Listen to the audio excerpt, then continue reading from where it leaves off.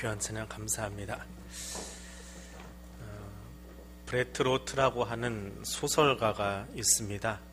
소설가가 어느 날 아침에 뜻밖의 두 통의 전화를 받았다고 합니다.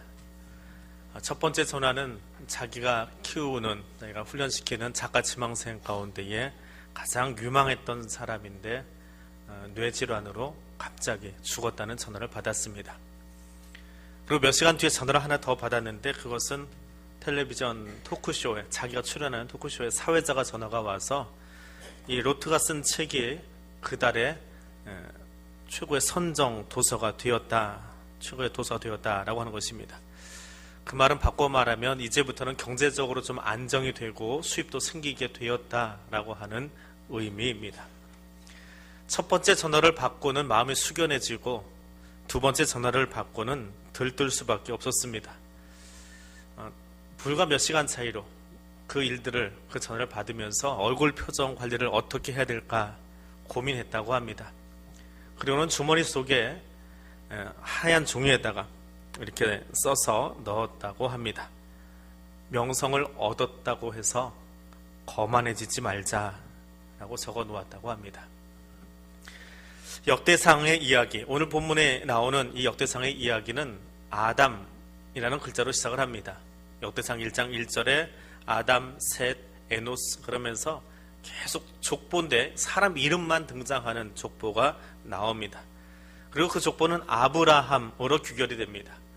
2장에 가서는 아브라함의 이야기로 시작해서 3장의 다윗에게로 다시 연결이 되어집니다. 바꿔 말하면 역대기 1장에서 3장까지는 온 우주의 역사로부터 시작해서 다윗에게, 한 개인에게로 집중되는 이야기의 패턴을 보여주고 있습니다. 그리고 그 이후에는 이스라엘 지파들과 사울의 죽음에 이르기까지 역대상 전체 3분의 1 정도를 할애해서 이야기가 쓰여집니다. 그리고 11장쯤 되어지니까 다윗만이 아니라 그의 용사들과 군대가 나와서 팔레스타인 지역을 점령하는, 통치하게 되는, 그리고 이스라엘의 왕이 되는 이야기로 펼쳐져 나갑니다. 그야말로 가나안이라고 하는 팔레스타인 지역의 주인이 되는 이야기가 오늘 본문 앞쪽으로 장황하게 나오고 있습니다.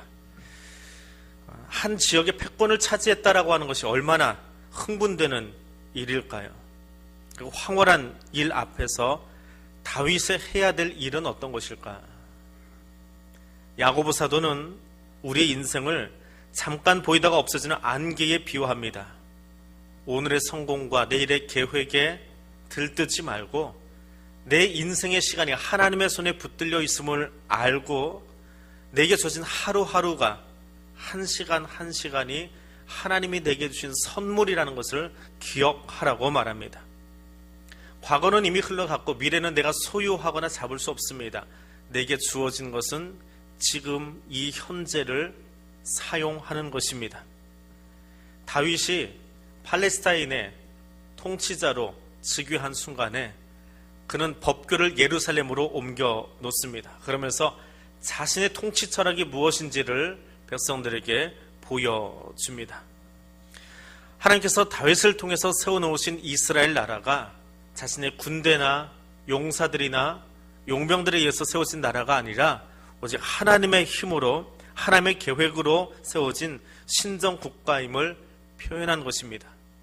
그것을 노래한 것이 7절에서 36절에 나오는, 오늘 본문 속에 나오는 감사의 노래입니다.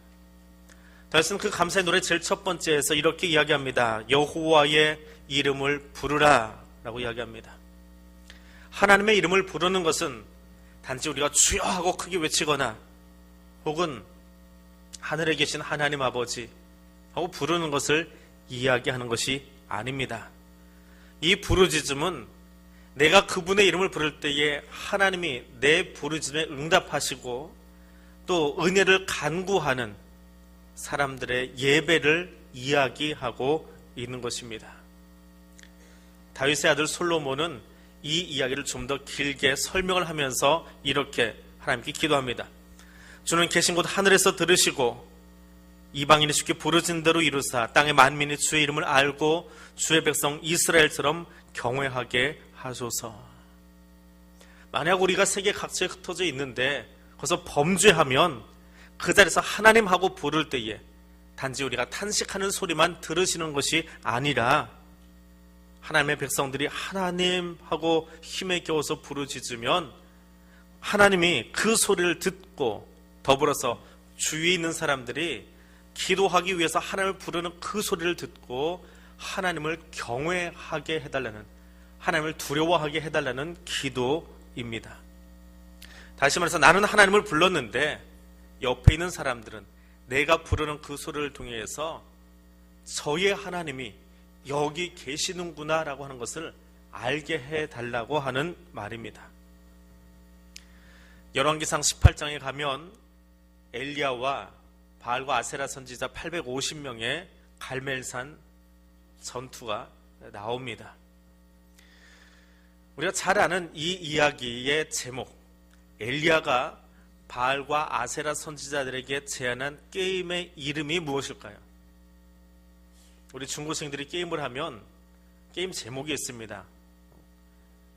우리 때는 007 게임이 참 유행했는데 요즘은 그게 이름이 바뀌어가지고 조금 틀거리가 바뀌었더라고요. 훨씬 더 복잡해졌습니다. 아이하고 하다 보면 따라가기가 힘이 든데 게임의 이름이 있어요. 그러면서 그 게임의 색깔을 바꾸어 주지요. 엘리야와 바알과 아세라 선지자의 게임의 제목이 뭔지 아십니까? 열왕기상 18장 24절에 너희는 너희 신의 이름을 부르라. 나는 여호와의 이름을 부르리라. 게임 이름이 뭘까요? 이름 부르는 게임입니다. 뭐 태워달라고 그거는 부수적인 거고요. 이 게임의 원래 제목은 이름 부르기 게임입니다. 엘리야는 여호와의 이름을, 그리고 바알과 아세라 선지자는 그들의 신의 이름을 부르는 겁니다. 그럼 누구의 목소리가 더 크겠습니까? 당연히 850명이 내는 소리가 훨씬 더 힘이 있고 세어 보일 겁니다. 그 소리로 갈멜산은 움직였습니다. 그러나 소리로 혹은 숫자로 비교할 수 없는 외침이 있습니다. 하나님의 이름을 부르는 것은 하나님을 호출해내는 것이 아닙니다.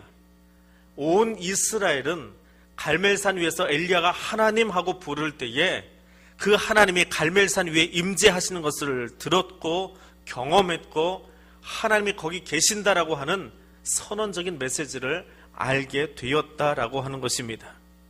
마찬가지로 하나님의 이름을 부르라라고 하는 다윗의 노래는, 다윗의 찬양은 그 이름을 선포하라 하는 찬양입니다.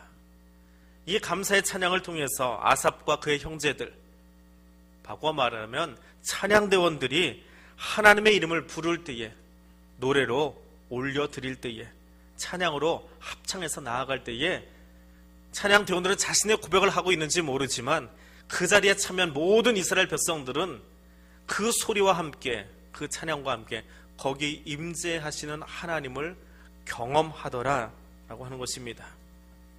하나님의 이름을 부르라라고 하는 것, 하나님의 이름을 불러내는 것, 그것은 단지 하나님 여기 와서 우리 예배를 받으세요라고 하는 것이 아니라 주변에는 모든 사람들로 하여금 하나님을 경험하게 만드는 나의 선포임을 기억하시기 바랍니다. 너희는 여호와께 감사하며 그의 이름을 불러 아뢰며 그가 행하신 일을 만민 중에 알게 할지어다. 하늘에 계신 하나님 하고 부르면 나는 마음을 집중해서 하나님께로 나아가지만 내가 그것을 입술로 선포하는 그 순간에 주위에 있는 사람들은, 회중기도를 맡은 장로님서 앞에서 하나님하고 외칠 때에 회중석에 앉아있는 사람들은 여기 하나님이 찾아와 계시구나라고 하는 그 선언을 듣게 되는 것입니다. 그것이 하나님의 이름을 부르는 것입니다. 오늘 우리가 여호와 이름을 부를 때에, 하나님의 이름을 부를 때에, 혹은 기도로 혹은 찬양으로 부를 때에 하나님이 거기와 계심을 선포하는 선지자의 메시지가 됨을 기억하시면서 외치실 수 있기를 원합니다. 두 번째로 다윗은 하나님을 노래하며 찬양하라고 이야기합니다. 다윗이 팔레스타인의 주권자로 등극한 순간에 그는 법궤를 예루살렘으로 옮기면서 노래합니다. 하나님께 노래하며 하나님을 찬양하고 하나님의 모든 기사를 전하라라고 이야기합니다. 여러분, 이 동북아 지역의 패권을 누가 차지할 것 같습니까? 북한은 핵미사일 쏘고 있고 미국은 사드를 우리나라에 갖다 놓겠다고 하면서 며칠 전에는 미니트맨이라고 불리는 핵탄두만 장착하면 미국 서부에서 북한까지 그대로 날아갈 수 있는 미사일을 태평양 한복판에 있는 섬에다 정확하게 떨어뜨려 놨습니다. 우리가 할 수 있다라고 시위하는 거지요. 중국과 러시아, 일본은 없는 섬까지 만들어내면서 우리 섬이 여기 있으니까 우리 영해가 넓어졌다면서 땅 따먹기 싸움하고 있습니다. 누가 이길 싸움인가요? 누가 동북아 쪽에 패권자가 될까요? 팔레스타인의 모습이 그랬습니다. 북쪽에는 히타이트족, 남쪽에는 애굽, 동쪽에는 메소포타미아, 바벨론, 아수르, 그리고 팔레스타인 전역에는 가나안의 6 부족들, 제일 마지막까지 남았던 가장 강력한 여부수 족속까지. 그런데 이 모든 것을 평정했습니다. 그리고 다윗이 거기 통치자로 등극합니다. 예루살렘으로 도읍을 옮깁니다. 여부수가 차지했던 그 땅을 내 땅으로 만들고 자신의 보좌로 만들었습니다. 출애굽 이후에 모든 이스라엘 백성들이 꿈꾸던 가나안 통일을 이루었습니다. 그것이 다른 사람도 아니라 다윗 때에 일어났습니다. 지금도 21세기 이스라엘에 가셔도 예루살렘 성전 위로 이스라엘 전투기가 지나가는 것을 볼 수 없다고 합니다. 왜냐하면 예루살렘은 유대교와 이슬람과 기독교와 천주교의 성지이기 때문에 누구도 그 위로 비행기를 날리지 못하도록 국제적으로 약속이 되어 있다고 합니다. 그런데 다윗은 거기 자기 방석 갖다 놓고 앉아서 이게 내가 통치할 땅이다라고 외쳤습니다. 한번 생각해 보십시오. 어느 날이 될지 모르지만 저 휴전선이 거두어지고 남쪽에는 모든 사람들이 걸어서 국토순례를 하면서 저 북쪽에 압록강과 두만강까지 가게 된 그 통일의 날이 실현되는 날, 그날 대통령, 누가 될지는 모르겠지만 그날의 대통령 마음이 어떨까요? 그날의 대한민국의 국민들이, 전 세계 사람들이 그 순간에 대한민국의 통치를 책임지고 있는 대통령을 어떤 눈으로 바라볼까요? 힘줘서 주먹으로 내리치면서 이야기하지 않아도 그래도 그 대통령 정말 행복할 겁니다. 신이 날 겁니다. 다윗이 그 자리에 앉아 있다고요. 다윗이 그 땅을 차지하고 거기 주권자가 되었다고요. 얼마나 위대한 사람으로 불리겠습니까? 근데 그 위대하게 되어진 바로 그 순간입니다. 가슴 벅찬 순간입니다. 하나님께 노래하며 하나님께 찬양하며 하나님께서 행하신 모든 일들을 말하라. 한 번만 하지 말고 계속해서 평생에 하나님의 하신 일들을 이야기하라고 말합니다. 왜요? 이 일은 하나님이 하셨기 때문에. 사람의 힘으로는 할 수 없는 일들, 사람의 눈으로는 기대할 수 없었던 일들을 그분이 하셨기 때문에 그 하나님의 기사를 모든 사람들에게 알려라. 믿기 어려운 일이, 경이로운 일이, 이적과 같은 일이 지금 일어났다고 말하라 라고 합니다. 사람은 자기 이름 석자에 목을 메고 삽니다. 세상 떠나는 순간에 자기 후손들에게, 옆에 있는 사람들에게 그 이름이 가장 아름답게 기억되기를 바랍니다. 내 이름이 함부로 불리거나 욕보이는 것, 참아내지 못하는 것이 사람의 모습입니다. 으뜸이 되고 싶어 하는 모습, 좌정승, 우정승 되고 싶은 것은 비단 요한과 야고보의 이야기만은 아닙니다. 내 마음입니다. 나도 그렇습니다. 서보고 싶고 어디 가면 좀 높은 자리에 앉아보고 싶은 마음이 솔직히 있습니다. 그래서 자꾸 뒤로 뺍니다. 그거 맞들이기 시작하면 거기에 눈이 멀어버립니다. 그리고 다른 것 하고 싶지 않습니다. 그거 얼마나 재밌는지 몰라요. 그 앞자리에 앉아있는 것, 거기서 장자리 하나 차지하고 있는 것 참 재밌습니다. 쾌락적인 쾌감이 있어요.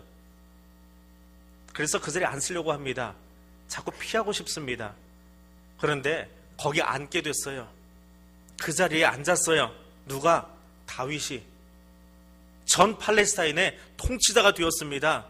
예루살렘 지금도 이스라엘 수상도 함부로 못하는 그 예루살렘에 자기 방석 깔아놓고 여기 내 보좌라고 이야기할 수 있습니다.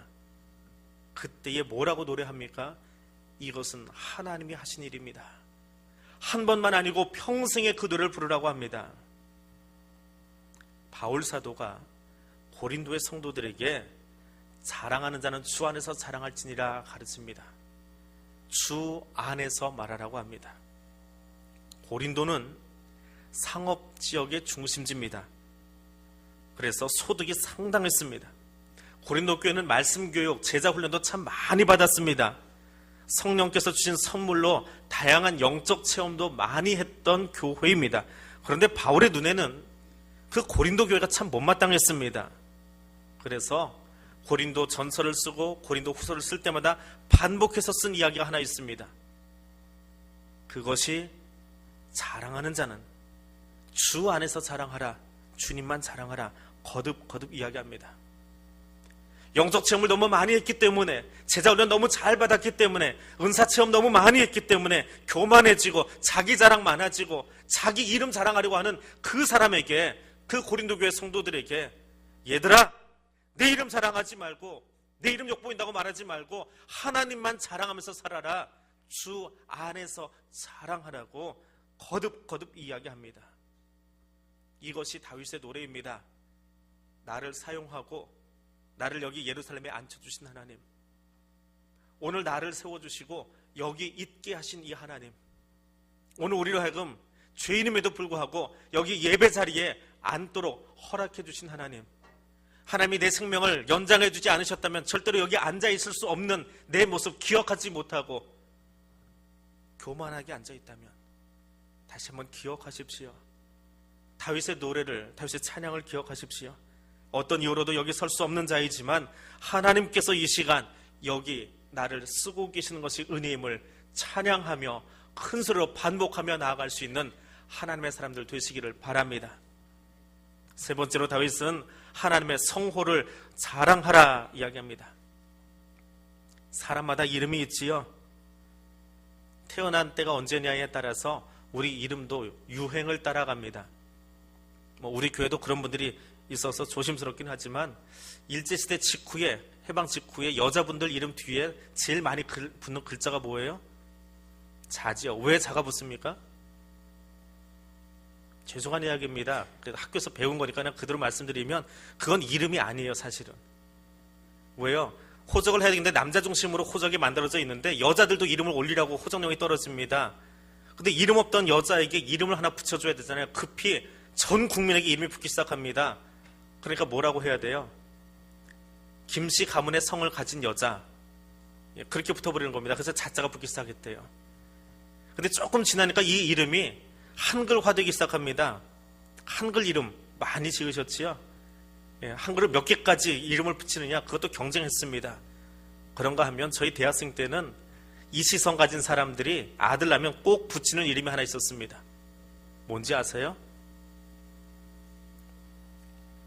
이시성 가신 분들 아들 이름 붙일 때 사야라고 붙입니다. 이사야. 근데 이 아이들이 7년 뒤에 취하 결령이 돼서 학교를 갔더니 기독교 이름이면 이시성 가진 아이들이 이사야가 그렇게 많아요. 선생님들이 나서 이름 좀 바꾸라고 그랬답니다. 많은 사람들이 또 바꿨습니다. 요즘은 여권을 만들고 해외여행을 자주 나가다 보니까 여권에 영문 이름 표기가 편하도록 이름을 그렇게 짓는 사람들이 또 많아졌어요. 한글인 듯 영어인 듯 비스무리하게 지어가지고 영문 표기가 똑같이 나오도록 만드는 그런 이름이 있습니다. 요즘 가장 주목받고 있는 이름은 누구일까요? 연설 길게 하는 사람일까요? 힘 있는 사람일까요? 우리가 자랑할 수 있는 것은 하나님의 이름입니다. 다윗이 자랑하는 것, 여호와의 법궤를 옮겨오면서 노래를 지어서 그 백성들에게 이야기합니다. 너희는 그의 성호를 자랑하라, 드러나게 하라, 하나님의 거룩하신 이름을 드러나게 하라, 하나님과 그의 이름의 영광을 돌리라 라고 하는 말이 그의 성호를 자랑하라 하는 말입니다. 하나님의 자녀는 그분의 존재와 그분의 권능과 주권을 시인하고 나 혼자 기쁨 누리는 데서 끝나지 아니하고 그분의 이름이, 하나님의 이름이 적극적으로 다른 사람에게 들려지도록 외치면서 살라고 하는 것입니다. 그리스도를 구주라고 고백하면서도 나를 구원하신 예수의 이름을 자랑스럽게 이야기하지 못하고 감추면서 살려고 한다면 그는 구원의 은혜를 아직 뼛속까지 느끼지 못한 사람입니다. 교회학교에서 그런 일이 한 번 있었습니다. 교회학교 선생님이 아이들에게 천국에 관해서 이야기하다가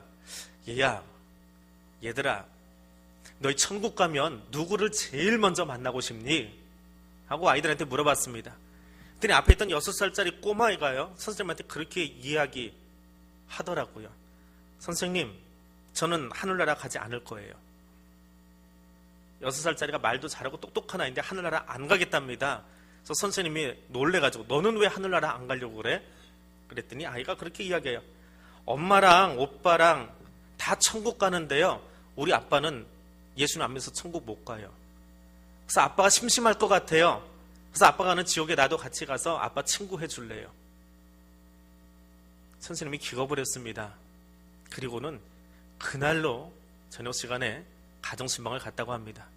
그리고 그 아버지에게 이야기했대요. 아버님, 그 아드님이 6살짜리 그 꼬맹이가 오늘 이러저러한 일로 이렇게 이야기하던데 어떻게 하시겠습니까? 아버지가 뭐라고 했을까요? 제가 길을 바꾸겠습니다. 내 아들이 나처럼 살지 모르니까, 나 때문에 내 아들이 하늘나라 가는 것 놓치면 안 되니까. 여러분이 자랑할 것 무엇입니까?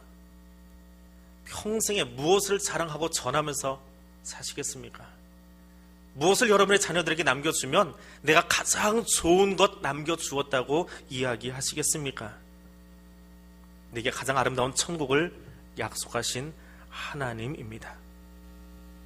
하나님께 붙들린 사람, 내가 설 수 없는 자리인데 하나님이 여기 예루살렘에 왕으로 나를 세우셨습니다.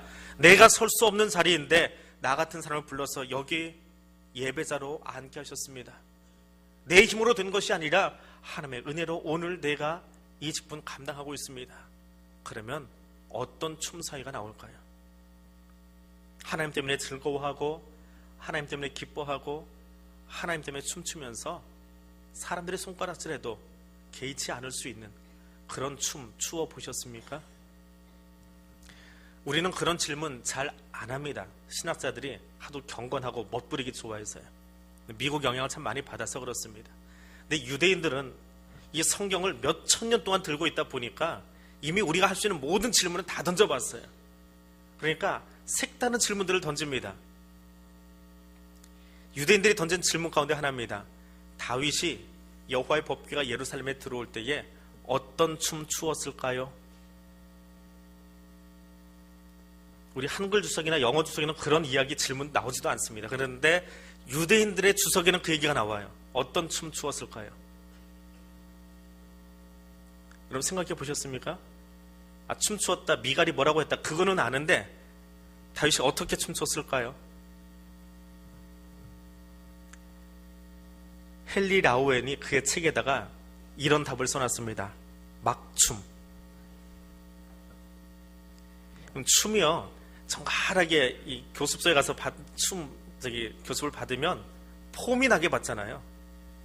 그런데 다윗이 법궤 앞에서 춤을 췄는데 속옷이 드러났어요. 그건 폼나게 추는 춤이 아니라 무슨 춤이요?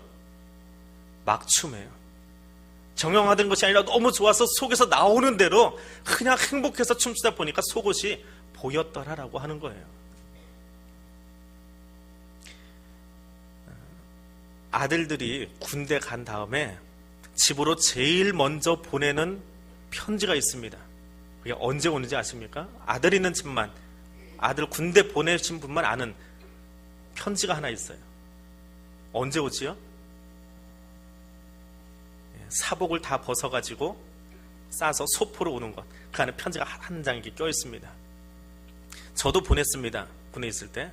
근데 나중에 이제 제대하고 나서 아버지에게서, 어머니에게서 들었던 이야기입니다. 소포를 보냈는데 그 아버지는 이제 그걸 기대하신 거예요. 소포를 열고 아무리 열어봐도 점퍼를 하나, 겨울이라 이제 3월달이 이제 사관학교에 갔으니까 주머니가 많이 달린 점퍼를 입고 왔는데 주머니를 다 뒤져봐도 편지가 없는 거예요. 원래 소포에는 편지를 넣는 게 아니랍니다. 우편 뭐 법이 그렇게 돼 있대요. 그러니까 저희 아버지가 다 어머니와 같이 둘이 앉아가지고 편지 찾아보겠다고 열어보시다가 없으니까 그렇게 이야기했을 때 이 고지식한 녀석 군대 갔어도 고지식하게 편지 하나도 쓸 줄 모른다고 그 옆으로 확 밀어버렸답니다. 그는 두 분 다 일이 있으셔서 이제 어머니 밖에 나가시고 아버지 앉아 계시다가 그 아들 채취가 묻어있는 것 입으시겠다고 운동화를 신었는데 제가 편지 들키면 안 될까 봐 거기다 꼬깃꼬깃 집어넣어놨거든요. 그 신발 안쪽에다가 집었는데 발에 걸린 거예요. 어떻게 하겠어요? 그 운동화에서 구겨진 편지를 꺼내가지고 읽어보시더니 이쪽 손에다가 그 운동화 두 짝 들고 여기다는 구겨진 그 편지 손에 쥐고 밖으로 뛰어나갔습니다. 왜 그런지 아세요? 그때 저희 집이 어디냐 하면 지금 잠실나루역이라고 불리는 옛날에 성내역입니다. 성내역 바로 앞에가 시형아파트 90동 저희 집이었어요. 그래서 저희 이모님, 그러니까 아버지 처제가 그 시형아파트 정중앙에 65동에 살았어요. 거기까지 이쪽에 신발 들고 이쪽에 편지 들고 뛰어갔습니다. 그리고는 문을 두드리면서 처제야 내가 성환이 편지 찾았다 그러고 이제 문을 두들기 시작한 거예요. 이모님이 집안에 계시다가 문을 열어보니까 제일 나이 많은 형부께서 맨발로 거기까지 뛰어오셔가지고 이쪽에는 운동화 두 짝 들고 이쪽에는 이거 들고 서 있더래요. 형부 신이나 신고 오시지 뭐 하시는 거예요? 그래서 그제서야 아버지가 자기 꼴을 보니까 아직 다 갖춰 입지 않은 엉거주춤 이상하게 맞춰진 위아래 추리닝에다가 신발 들고 이거 들고 가만히 생각하니까 문도 다 열어놓고 왔더래요. 문도 안 잠그고 그냥 뛰어온 거예요. 다시 집으로 뛰어가서 문 잠그셨다는 이야기를 들었습니다. 행복하면 즐거우면 생각해보세요. 나이 좀 되신 여기 앉아계신 50대 중반쯤 되신 분들이 그 또래지요. 그냥 추리닝 바람에 이 운동화 들고 맨발로 길거리 뛰어가고 있는 모습을 상상해 보십시오. 누군가 쳐다보면 뭐라고 할까요? 법규가 들어오는데 너무 좋아요. 거기에 정형화된 춤이 필요할까요? 그렇지 않아요. 너무 좋아서 내 마음속에 있는 대로 두 손이 올라가고 발이 올라가고 속옷이 드러나면 어떻습니까? 맨발이면 어떻습니까? 하나님을 찬양하는데 그의 높으신 이름을 찬양하는데 어떤 틀이 필요하겠습니까? 사람이 만들어놓은 좋은 예복이 필요합니까? 사람이 만들어놓은 좋은 틀거리가 필요합니까? 사람이 갖춰놓은 어떤 정형화된 모습이 필요합니까? 그렇지 않아요. 하나님을 찬양하는 데는 그 무엇도 필요치 않습니다. 내 안에 주신 감동으로 내 안에 주신 그 기쁨으로 찬양하는 것입니다. 은혜 받는 것은 진행형입니다. 은혜 받는 것은 내게서 멈추는 사건이 아니라 나를 통해서 또 다른 사람에게로 흘러가는 것입니다. 내가 저분의 이름을 높여드릴 때에 옆에는 많은 사람들이 내가 기뻐서 손을 들어 찬양할 때 손을 든 그 모습으로 말미암아서 옆에 바라보는 또 다른 사람들이 같은 은혜로 감동되어지고 전파되도록 만드는 것입니다. 갈릴리 호수에는 물고기가 많이 살고 있습니다. 그 호수는 허르몬산에서 내려온 그 물을 받아서 깨끗하게 유지될 뿐만 아니라 흘려보내기 때문에 그렇습니다. 근데 사회바다는 어떻습니까? 받기는 많이 받지만 나눠주지 않습니다. 그래서 소금물이 되어 있고 사람은 많이 모여들지요. 왜요? 빠지지 않는 거 체험해보고 싶어서, 머드팩 발라보고 싶어서, 거기 비누가 좋다고 하니까 기념품 사려고. 사람들은 많이 오고 관광지는 되었지만 거기 은혜는 없습니다. 내가 가지고 있는 돈과 명예 자랑하지 마십시오. 내 이름 자랑하지 마십시오. 내게 끊임없이 은혜 주시는 하나님의 이름을 자랑하고 그 하나님의 이름이 그 은혜가 나를 통해서 흘러갈 수 있도록 만들어주는 하나님의 이름만 자랑하는 사람 살아가실 수 있기를 원합니다. 나를 허락하시고 오늘 여기 있게 하신 그분, 오늘 나를 여기 서게 하신 그분의 이름이 나를 통해 더 많은 사람들에게 알려지도록 살아가는 그리스도인들 되시기를 바랍니다. 기도하겠습니다. 하늘의 하나님,